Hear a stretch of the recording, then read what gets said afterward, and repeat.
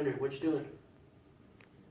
I'm reading an article on the American Revolution, and so far one of the most interesting pieces that I've read so far is about the Culper Spy Ring. The Culper Spy Ring? Yeah, it's a spy network based out of New York City that was organized at the orders of Colonel George Washington by Major Benjamin Tallmadge. As the American Revolution raged on, deceit and danger began to take form within the shadows. The general of the Continental Army, George Washington, received a letter one day. In the letter was a request to report on the British Army's movements in the northern colonies. Washington reluctantly agreed and received the subsequent report.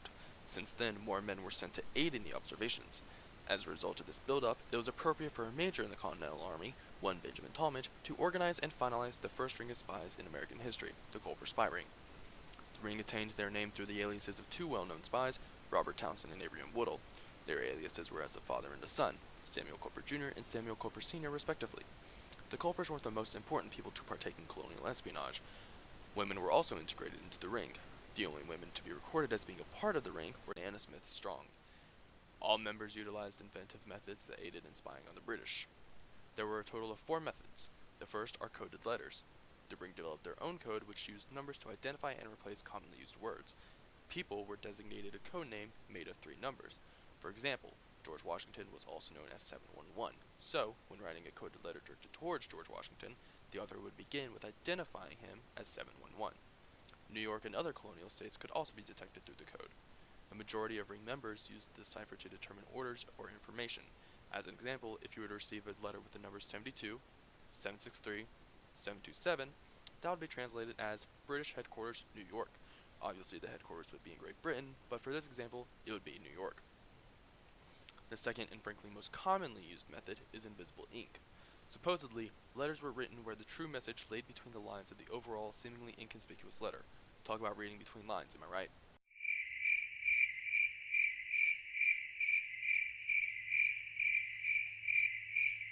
Well, anyways, in order to discern the true message, the member who received the letter would have to place it above a flame and use a chemical substance, ideally sodium carbonate, to read it.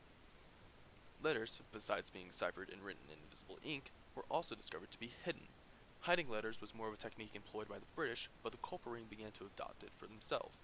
How the British used this method was by hiding letters in small, intelligent places, such as hollowed-out quills, buttons, and small silver balls. The next is the mask letter. Ideally, with a mask letter, you would have a letter.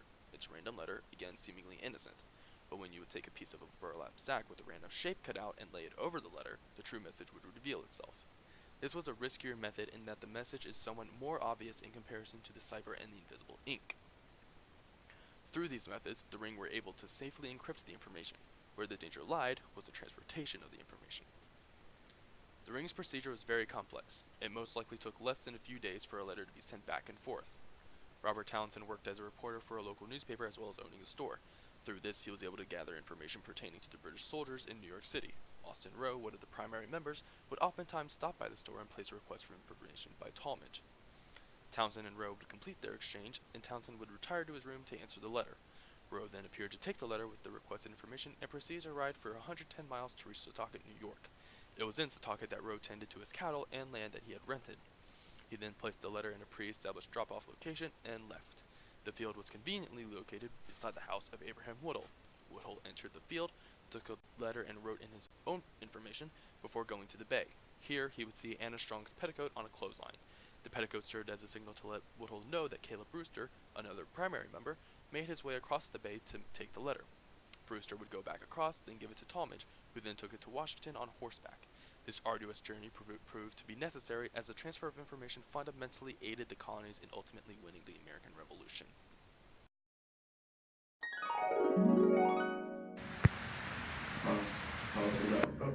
I'm awake. I'm awake. I heard you just fell asleep. No, What was that about? I heard everything. It was about the spy ring. Yeah. And stuff. Yeah. Thanks for the lesson, man. No problem. I gotta go now. You should get some more sleep next time. Yeah. Thanks, man. No problem. All right.